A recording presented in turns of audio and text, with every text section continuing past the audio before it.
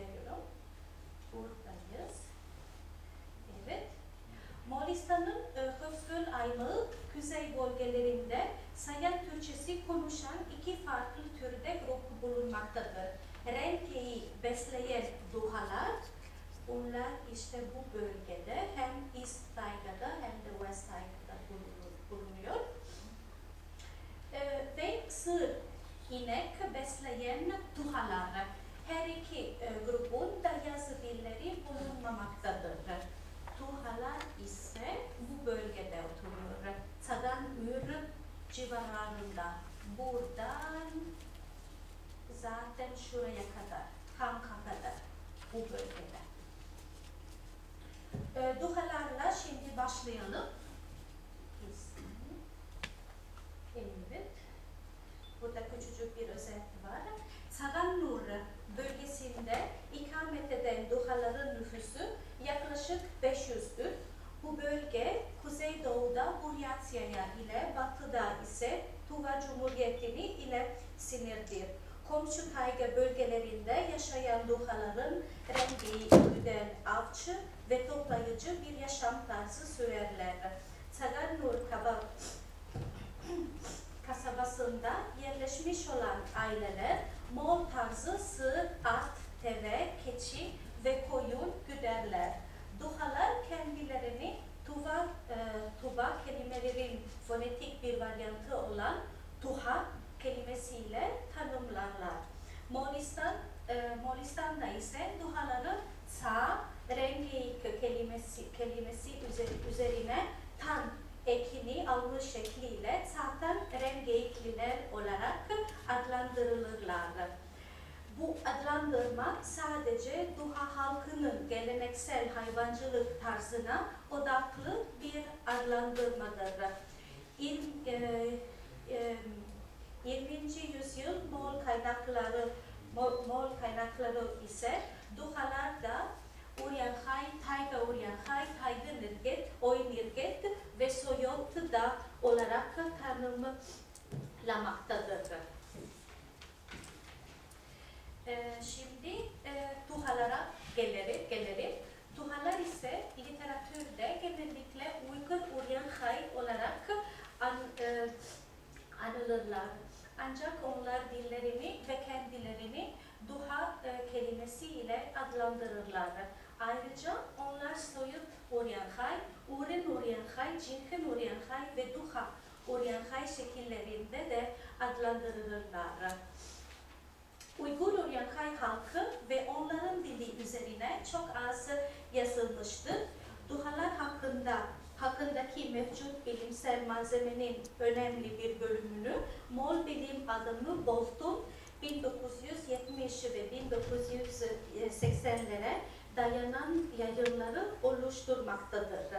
Buna ek olarak tarafından Nisan 2009'da ve Eylül 2011'de Sagan-Nur köyünde ve komşu bölgelerinde duhalar ile ilgili dilsel saha çalışması yapılmıştır.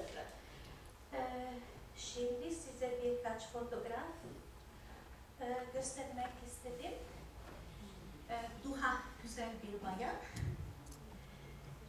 Duhalar oturduğu çadırlar, Moğolca Urts, Tuhaca'da Alacık denir.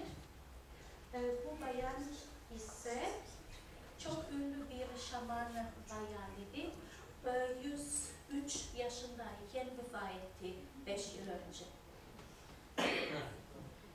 İki tane genç duha kız.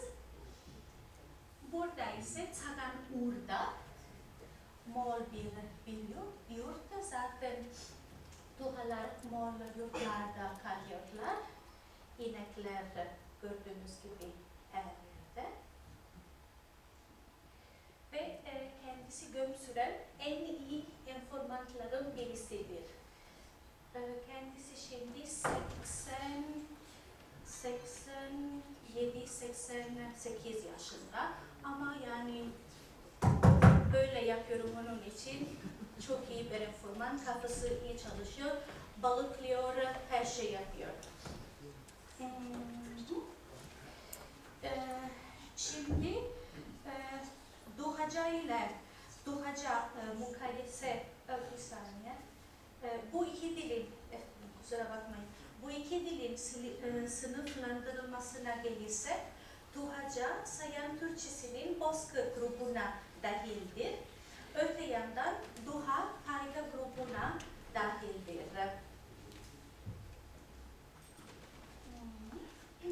Size şimdi birkaç örnek vermek istedim. İnek kelimesiyle başlayalım. İnek, sığır veya öküz. Duhaca, yani tayga sayan Türkçe'de inek kelimesi var. Genel Türkçeden ingek kelimesiyle irtibatlı. Öte yandan Duhaca çok ilginç bir kelime vardı, hös. Bu kelime hös, genel Türkçeden hös'den büyük ihtimalle geliyor. Türk dillerin arasında en yakın olan bunun bakımından Sarı Uygurcadır. Orada o Sarı Uygurca'da hus kelimesi var inek için. Aynen Tuhaca gibi. Şimdi renk adı olarak beyaz kelimesine baktığımızda Tuha halkının Sayan kökenli ak yerine kaşka kelimesini kullandıklarını görüyoruz. Eski Türkçe kaynaklarda bu kelime Tuhaca'daki kaşka ile yakın ilişkili olarak beyaz başlı ve daha koyu renkli gövdesi olan veya alnında beyaz bir akıtması olan bir hayvan olarak gösterilmektedir. Kaşka yanında Duhaca'da ak kelime de var ama sadece nehir adı olarak. Yani renk olarak değil, sadece nehir adı olarak. İkinci örnek dudak kelimesi. Tuhaca ağız oluyor, ağızdan. Tuhaca cırık. Bu cırık kelimesi çok ilginçtir bence. Çünkü büyük ihtimalle genel Türkçeden yarık, yani yarık, ayrık, kırıktan gelen biri. Zaten bir dudak nedir? Ağzın bir yarıkı gibi, değil mi? Tuvaca, erin kelimesi var. Tofaca, Valentin Rassad'ın yazdığı gibi ağız kıvı, yani ağız çizgisi kelimesi var. Eğer kelimesine gelelim. Tuhaca, eder, kusura bakmayın, eser, burada bir hata yaptım kendim. Eser olması lazım orada. Ingırşak da var, semer anlamına geliyor. Eğrimeş de var, küçük çocuklar için kullanılan daha küçük bir eğer. Tuhaca ise sadece tek bir kelime var, ıngır, eğer. Ingırşak, eğrimeş, eser olan ve kelimeler bu dilde hiç yok. İlgi çeken budur. Yakutça ve Dolganca aynı Tuhaca gibi kelimeler var. Imır ve ımır. Eğer Yakutça ve Dolganca ımır semerdir. Yarın kelimesine gelince Duhaca, Ta'da bu dil çok nazalize edilmiş bir dildir. Ta'da tan artı erkeden olan bir kelime. Duhaca ise turacı diye bir kelime var ve bence turacı bu kelime birleşik bir kelimedir. Tura'dan ve cepten. Tofaca yarın zaten tura veya turay şeklindedir. Ve cer büyük ihtimalle yaro yani parlak olmak veya parlak hale gelmek fiiliyle bağlıdır. ayı kelimesine gelelim. Duhaca, İrey ve Hayrakan ikisi zaten eufemizm kelimeleridir. Duhaca ise Iğkay diye bir kelime var. Bu da bir eufemizm, İrey ve Hayrakan gibi. Ama başka bir şekilde Moğolcadan ebüge yani ata artı diminutif kay eki yani küçük atam gibi bir şekli. Kurt kelimesi Duhaca eski Türkçesi gibi bölü söylenir veya eufemizmler de var. Mesela Kokkay ve birçoğu var. Duhaca ise Hökçünö diye bir kelime var. Büyük ihtimalle Hökçünö Moğolcadan gelen bir kelimedir. Börte Çinua yani mavi boz veya mavimsi kurt gök boru. Bu da çok ilginç bir kelimedir. Duhaca domuz, havandır. Moğolcadan gelen bir kelime, kabandan. Duhaca ise sadece Duhaca'da genel Türkçenin domuz kelimeden gelen toz kelime var. Sayan Türkçelerin arasında sadece tek Duhaca'da domuzdan bir yansıtma kelimesi var toz olarak. Böyle davranmak, şöyle davranmak, nasıl davranmak, Sayan Türkçe'de çok önemli 3 fiildir. Duhaca, mınca, böyle davranmak, ınca, şöyle davranmak, kanca, nasıl davranmak. Duhaca ise mıha, ıha, gaha. Gördüğünüz gibi ne görebiliriz burada? Ha, ortadaki ha, ş'den ve ş zaten mc'den oluşturulmuş. Şimdi size küçücük bir morfolojik örnek vermek isterim. Aurist partisi hakkında. Çok heceli, ünlüyle biten fiillerin Aurist partisi bir. Duhaca ise vokal oluyor. Öte yandan Duhaca tek bir kalıplaşmış bir form gibi var. İyi.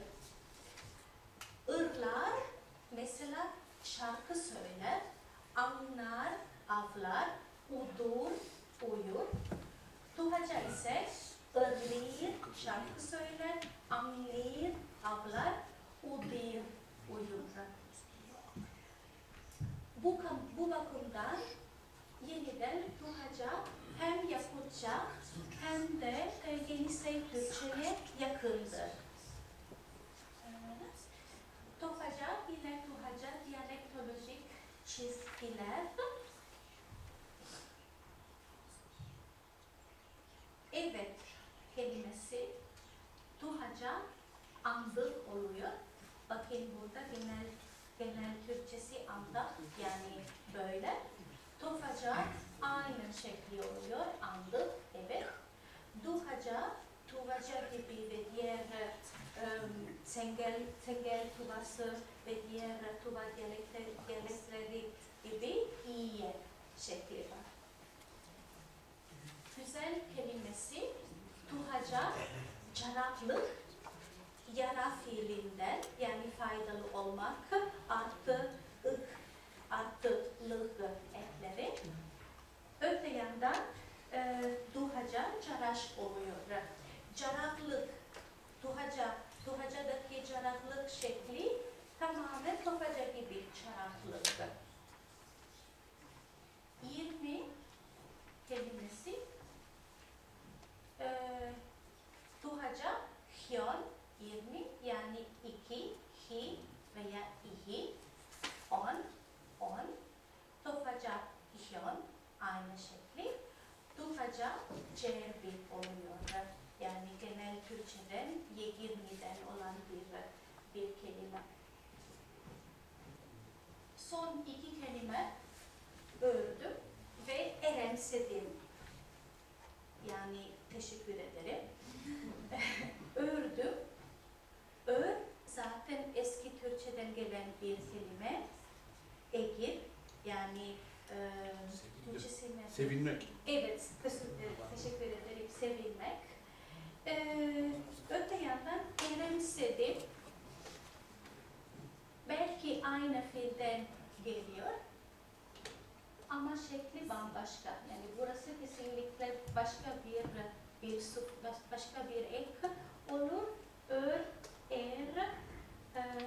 başka oldu.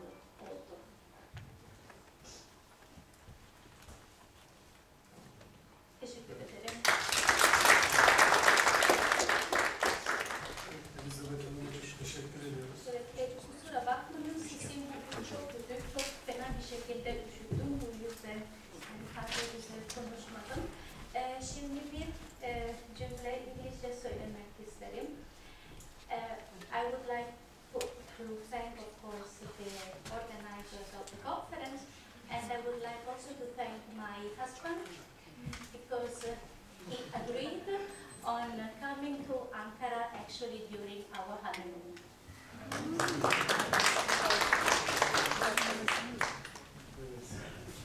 Evet. Yine Finlandiya'dan bir konumuz var. Tom Henriksson Bey. Geçmiş olsun.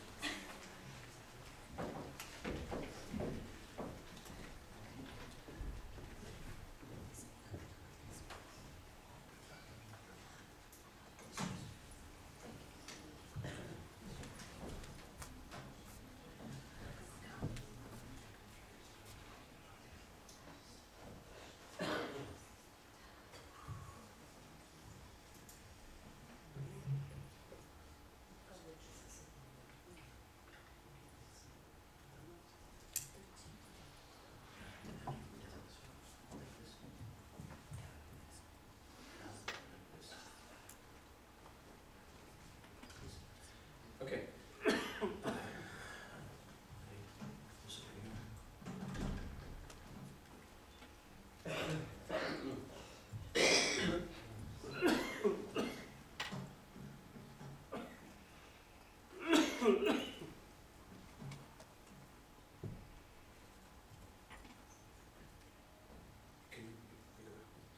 Hi, my name is Tom Harrison, and I'm not from Finland. I'm actually from America, but I live in Lithuania. And I'll say this in English if I can. I studied in Helsinki. I wanted to do field work on the Turkic Tuva language in North Mongolia. I went in July of 2008. Mostly because there was so little information on the language. And I can show you.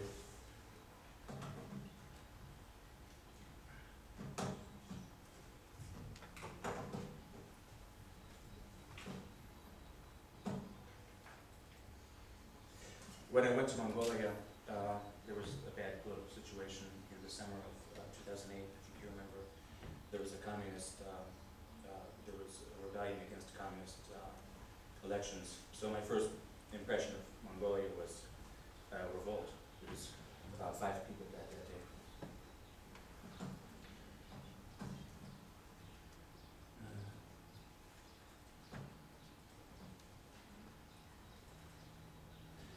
So this was the event that was going on when I got into Ulaanbaatar, because I flew from Helsinki to the capital of Mongolia, and then I had to get on a plane to go to Murun, and then take a bus to Northern Mongolia.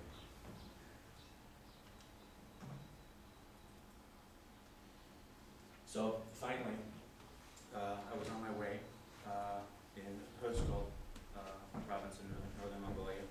This is Lake Högskol, and as far as I know in the West, it wasn't really known how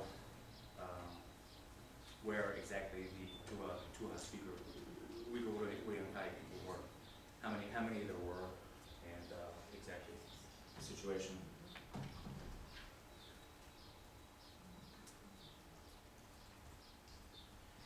So I drove on the way. I had to rent a van going through the fields. This is on the way to Chankmani, and one of the dialects of this language is Arik Urankai, and it's supposed to be in Chankmani. I didn't find any speakers. I think Dr.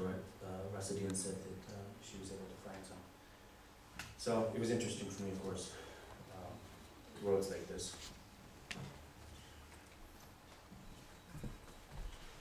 This is Changmani Indoor, and I looked everywhere for speakers of Arik Urankai, and I wasn't able to find any, even old people who were ethnic Urankai people. So I continued east. So finally, in Saganuk village, I found speakers of the Uyghur Urankai people, Tuva language. And I spoke with especially this lady. She was the oldest speaker and the most competent. And she died, I think like 2 years ago. Dulong Java. So I then worked recording as much information as I could, trying to cover all my grammatical bases, trying to understand how this language differs from Tofa and the other Turkic languages of the area.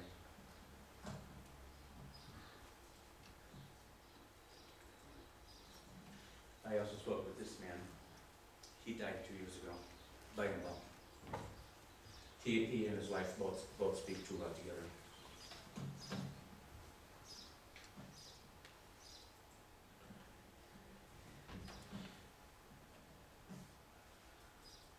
So from Saganuk village, I had to walk, or I would have someone take me by motorcycle. And there was no bridge. There was an old bridge, but it's gone now. So you have to take a boat across the Ur River to get across to Burgota, which is the Urankai village on the other side, which is exclusively Tuva speakers. I stayed with a Halkha family in this house.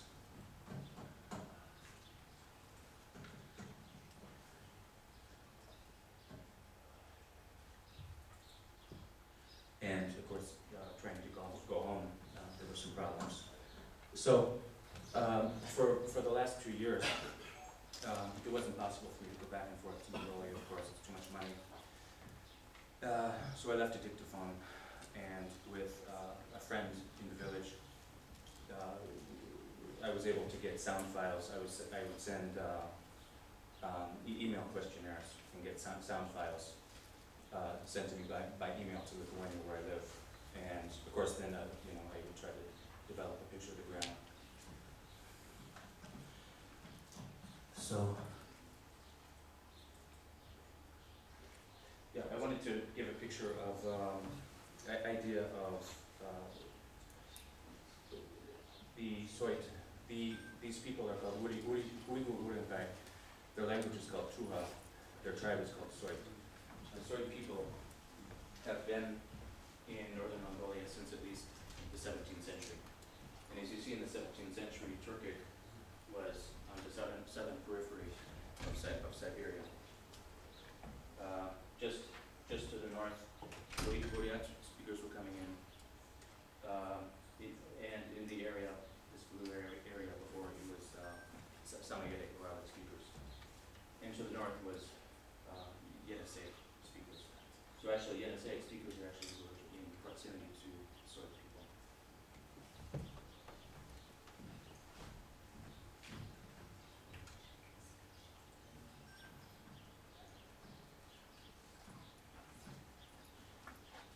So I also am grateful to Professor Rasadin. 2 years ago, I flew to Russia because I had more questions than answers. To at least the Kalmyk Republic, and he was Professor Rasadin was helpful in getting information for me.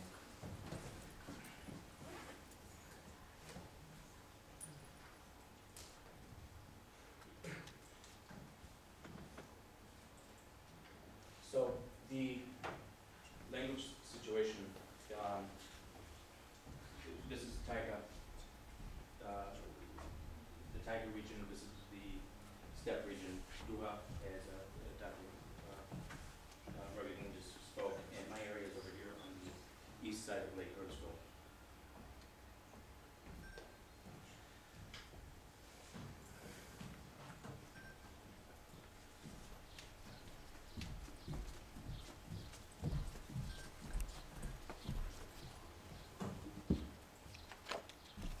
So perhaps I can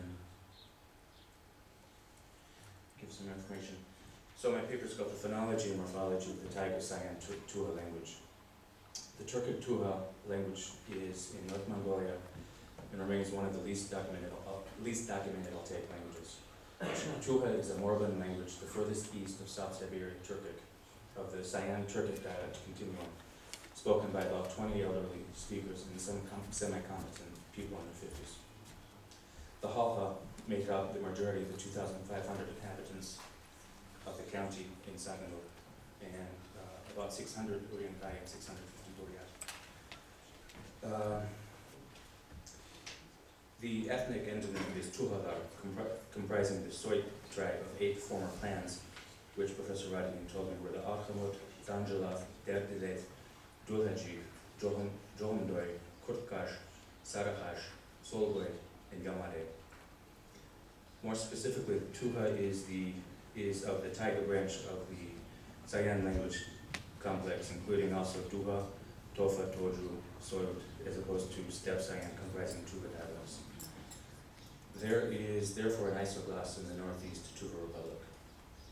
Duha is evidently a Roman adaptation of modern Mongolian Duha, so the two terms are confusing, Duha and Tuha. I study specifically the language of the Soit tribe, which is one of 4 dialects, including Arik Uriankai, which is anecdotally undergone more Mongolic influence than Soit. It is named for the Arik River, south of Saganur, and its speakers were difficult to locate further west up the river in Changanur. I wasn't able to find any speakers in Hatkal at the southern end of Lake Hovsgol. Supposedly the last Arik speaker in Saganur, Garamjov, died last year. The other 2 groups comprise the Urush-Shirten and Gurchen Uriankai, according to Ragagin. Regarding the Soit clan names, Rasidin expressed to me that Johumdai derives from the name of an ancestor, but Kurtkash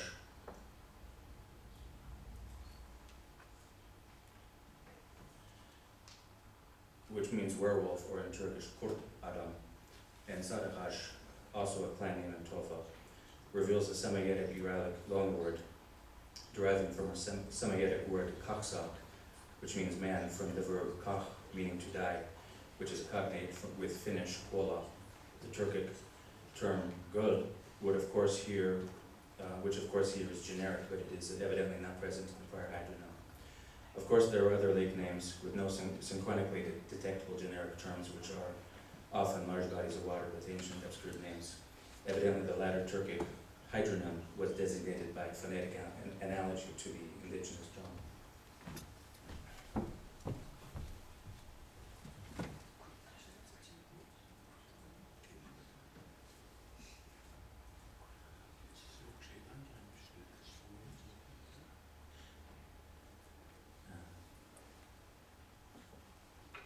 So Kaksa was the Tofa hydronym for Lake Hovsgol, meaning that ethnic group's endonym was transferred to the hydronym, the Kaksa people lake. That kind of Kaksa does not exhibit South Siberian Turkic glotalization, but a Uralic glottal glide realized as a vowel in all documented Semitic languages. Example, Finnish long vowels like kola, to die, nuoli, arrow, kuusi, spruce. And languages further north, like Tantunenets, where Hasaba is also an antonym which means man or person. And all these words had an H phoneme in Proto-Uralic. The Nenets word for person is still Hasaba and is an antonym. Haidu also believes that the Kalmas ethnonym was the basis of the rivers Khan and Mana, so there is precedent in the region of ethnonyms, in this region of ethnonyms denominating bodies of water. The Karagas and the Kash ethnic groups, which were north of the Turkic area, also derive from the same source, Semitic Kasa.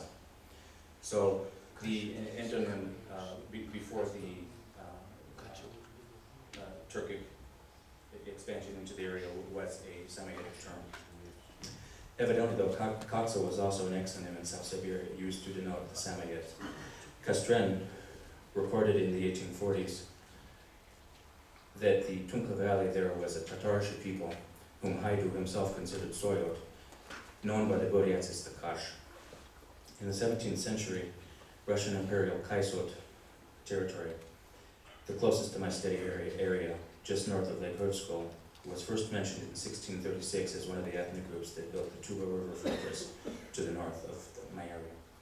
What's interesting now is that it originally represented the Kasai people, which obviously derived from the same Semitic ethnonym.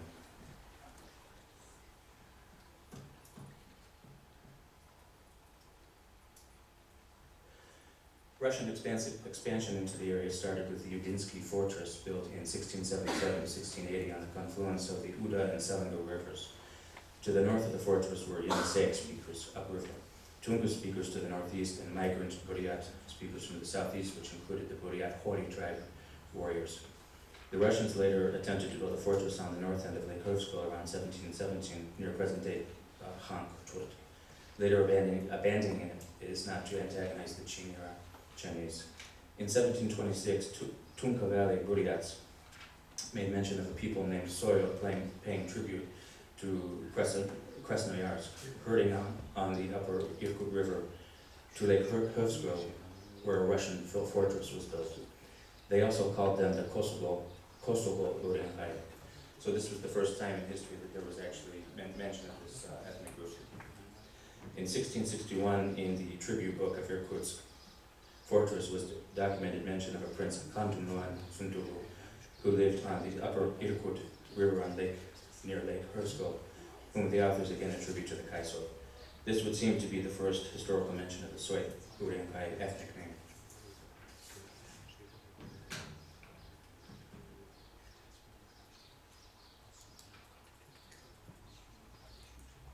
The Kaisot Zemlitsi territory, the closest to my study area just north of Lake Hrvatsko, was first mentioned in 1636 as one of the ethnicities that built the Tuba River fortress further north. What's interesting now is that it originally represented the Kasai people, which is again from Semitic Kash, which means person, and could be the source of the etymology of the lake, especially considering the older Russian term Lake Kosovo. In 1654, Kaisot princes Jane and Bagul paid tribute to Udinsky fortress. In 1668, Irkutsk boyar Ivan Perfilev attacked more than 20 Kaisot yurts, taking hostage 60 people, mistakenly understanding them as Soyot, who had not paid their tribute there. Boyar Fedor Aksanov from Krasnoyarsk caused similar damage in the area in 1681. In 1689, Prince Irket Tarhis Ulus, which is a nation or district of Sayan Zemlitsi, further west, was raided by Kalmuk Jungar forces and eventually fled to the area, living in 30 yurts. Kaisot Prince Kherson was at the time attacked by the Kalmuk tribe. The Kaisot in the 17th century were ranger herders, as were the Tunka Soyot. Of course, this discussion now could be of a northern group of the same tribal name. The Toja under chieftain Soyan of Kolsum were also characterized as ranger breeders. Kastren documented that Tunka Soyot, who still spoke Turkic in the 1840s, had already begun to speak Buryat. Kaisots therefore lived in two groups, the second of which completely Turkicized, living to the west of Lake Hrvatsko, centered on the Shishid River, before the incursion of the Darhak from the north. The aforementioned area, of course, is now occupied by the Duha Tsatan people. Therefore, the territory of the present-day Duha is historically documented as being Samoyed previously. Finally, Kastren documented the names of the Karagas tribes, including the Irga, who lived to the north shores of Lake Hovsko at the end of the Tunka Valley among the Tunka Soyot. This was first mention I had ever heard of the second Soyot people north in present-day Buryak Republic in Russia. Kastrin and Radlov considered the Irga ethnonym as Samoyedic in origin, as opposed to the Irkut, whom Radlov considered Uyghur or Kyrgyz, which the authors deem implausible geographically.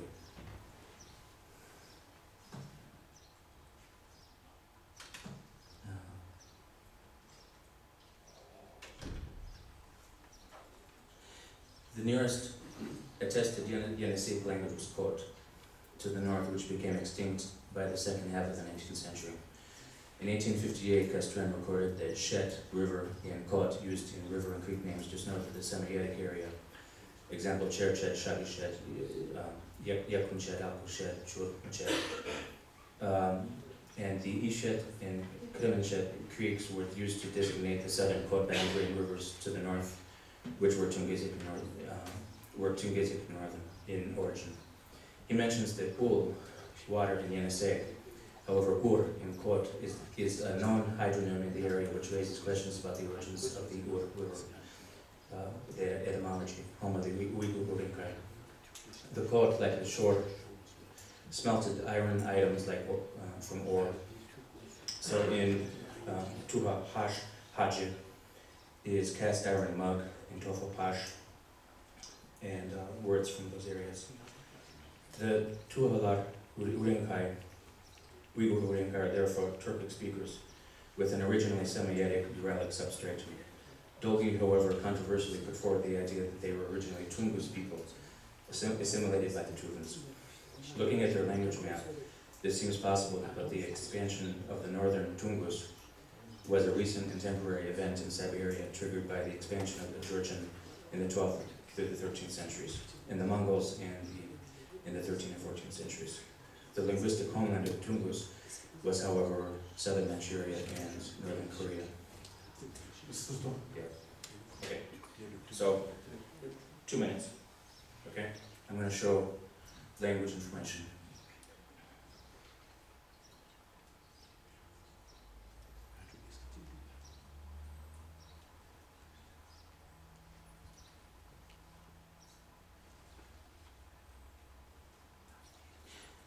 These are lexical items specific to Taiga, Sayan Turkic. To say is kesh, kejir. It's not in Tuva. It's also the same in Tofa. But to speak is Juhala, Juvalir from Mongolian. To speak in comparison with Tofa is from the word sot, which is not present in Uyghur Urinkai. Soda, to say, sodash is to speak. Hak is a bush or skis. Hilemat is bread, which is from Buryat, but actually before from Russian. Dr. Rogadin talked about hers before. They don't have the word for inek in this language. Examples would be hers hetegina, which means bumblebee, which is a copy from Mongolian. Hers sugadar, which is to water livestock, would be example. Mustuk hers is horned cow or ox.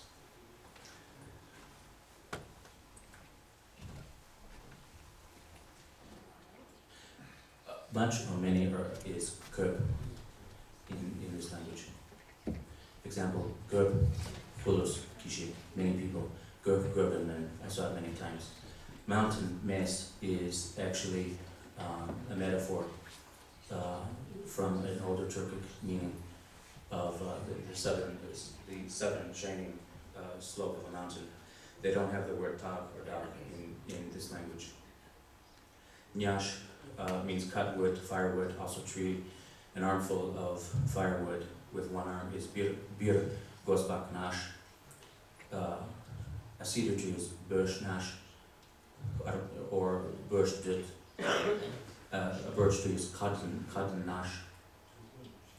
Bear, as far as bear, Dr. Ruggie can talk more about that.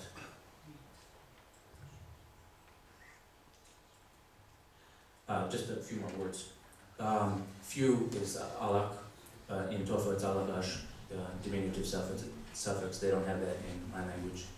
There's no word as. In Tuva there's as word. So for example, today few people speak Tuva.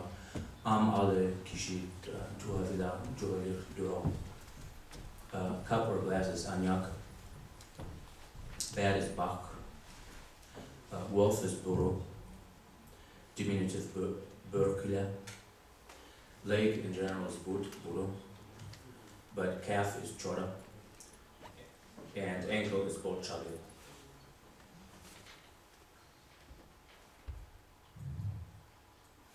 River is Kem or Gem, which is actually not known its etymology. A mosquito is a tahir umara. Tahir, this is partly from Mongolian, which means bent, a bent fly. In Tofa, sake. Ungur, it's a pack saddle. It was spoken before. Muyak, munyak is cow dung. Shu is moituk from Mongolian, but also mantan or montan. I don't know the etymology of that. The one word that is in this language that is in perhaps no other language is nogui, which means him. Bucket is so. Domesticated pig is a tos. Wild boar is havan, which is from Mongolian. Today was talked about that.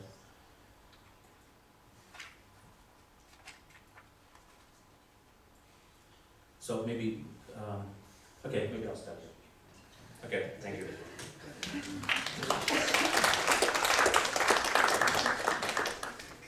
Evet, yemeğimiz yediymiş, o yüzden vaktimiz de var.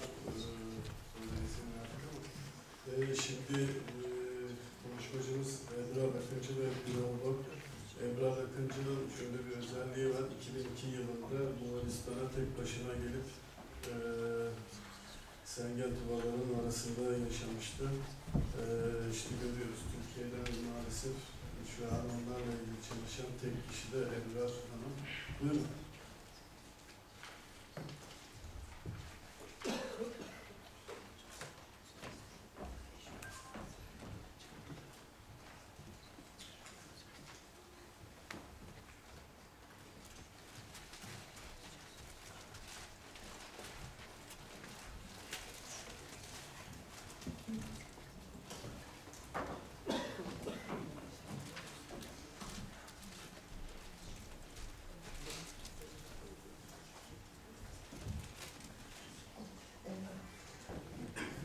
Bülent Bey'e çok teşekkür ediyorum iltifatı için. Şimdi aslında benim için burada olmak, bugün konuşuyor olmak ayrıca bir anlam taşıyor. İlk o 2002 yılında Bülent Bey'le de ilk kez orada tanışmıştık. O zamanlar kendileri de bilirler.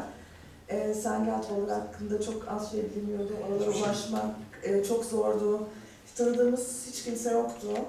Ve bugün ne mutlu ki oranın kültür araştırmaları, Moğol Bilimler Akademisi'ne bağlı akademisyeni Zolbayar Gaga aramızda burada. Yani ben o günlerde böyle bir şeyi hayal edemezdim. Yine onun kardeşi Enkbayır Gaga burada elçilikte, başkonsoloslukta, elçilikte konsolos olarak bulunmakta. O zaman için bunlar hiç hayal edemeyeceğimiz şeylerdi, Bülent Bey de bilirler. O yüzden çok benim için ayrıca anlamlı. Ve bunun da aslında nasıl bu hale geldiğinden de birazcık bahsetmek istiyorum bugün.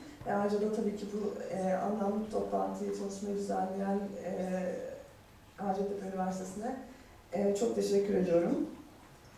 Şimdi aslında Zolbayar sundular benim bahsedeceğim konuların bir kısmını. O yüzden çok fazla teknik detaya girmeyeceğim çünkü birçoğu söylendi ama yine genel olarak özetle.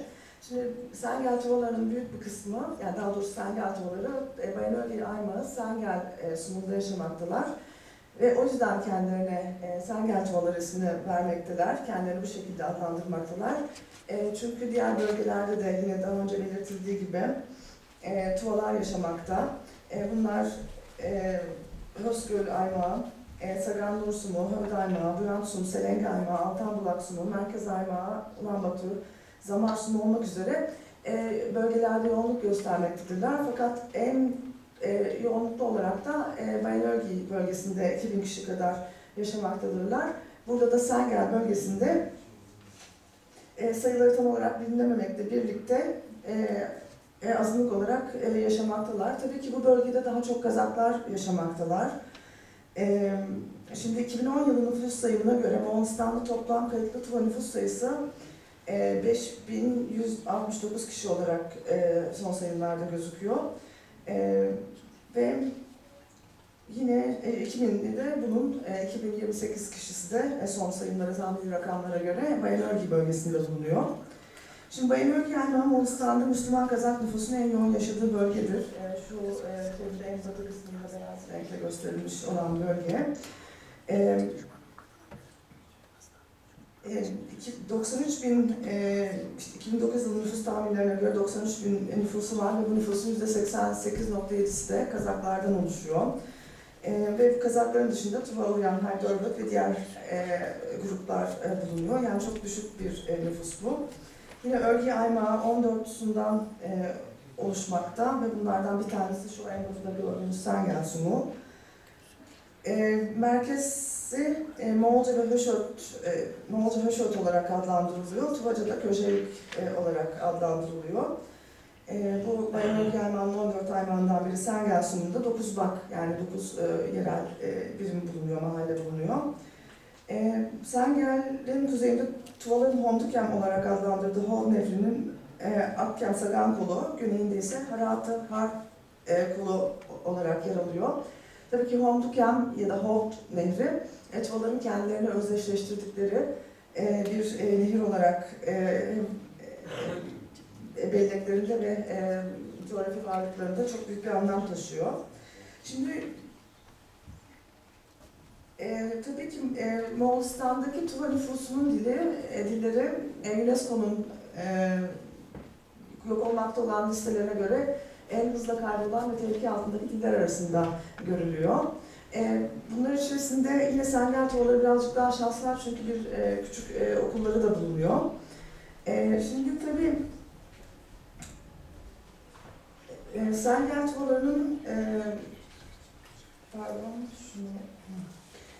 nüfus olarak Sengel'de yoğunlukta bulunmalarının yanı sıra etnik adetlerini ifade etme alanlarını da yaratmış olmak diğerdeki Tuvalara göre gerek nüfus bütünlüklerini gerek ana dillerini konuşmalarında etkendir.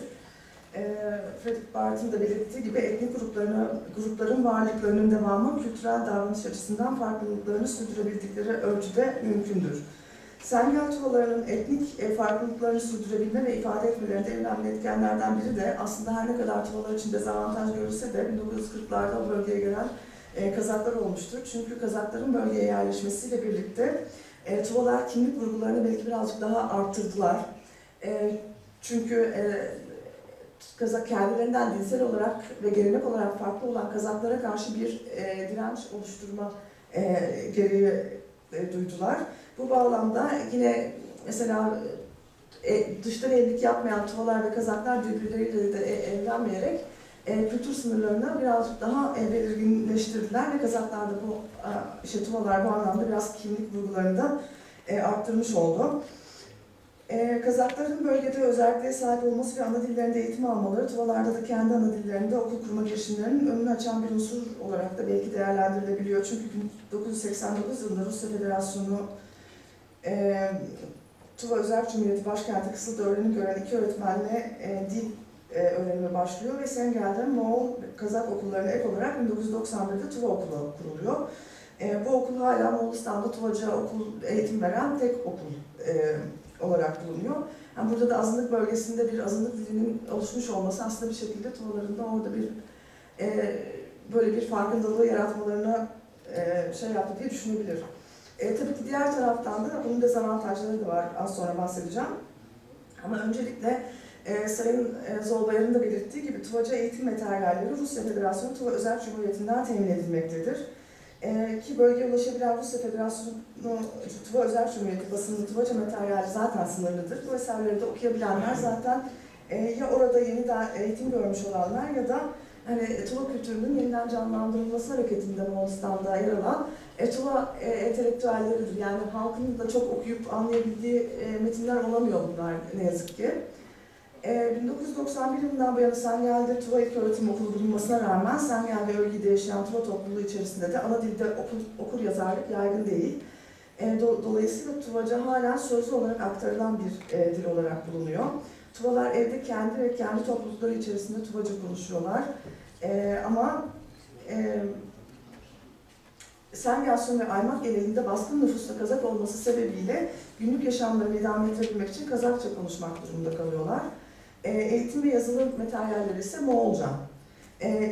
Dolayısıyla yine baskın nüfus Kazak olması sebebiyle yani ilk öğretimde Tuva okullarında okuyup daha sonra Kazak orta öğretim ve Moğol okullarına geçtikleri zaman baskın dil yine Kazaklar olduğu için öğretmenler mesela çoğunlukla öğrencileriyle Kazakça iletişimi sözlü olarak sürdürüyor. Şimdi Tuvalar da burada bu dil iletişimine giremiyorlar. Kendilerinin olmayan bir dilde çünkü. Ne Moğolca ne Kazakça tek bir dil olmuyor. İki dil birden. Şimdi Tuva çocukları okul öncesinde ana dillerinde konuşurken okula başladıklarında müfredatta Moğolca ile, ilk öğretim sonrasında ise Kazakça ile tanışıyorlar. Ancak bu yaş grubundaki Tuva ve Kazak öğrenciler arasında da ötekilik duygusu var. Yani çok da sosyalleşmiyorlar. Çünkü kültürel sınırların henüz çok belirgin olduğu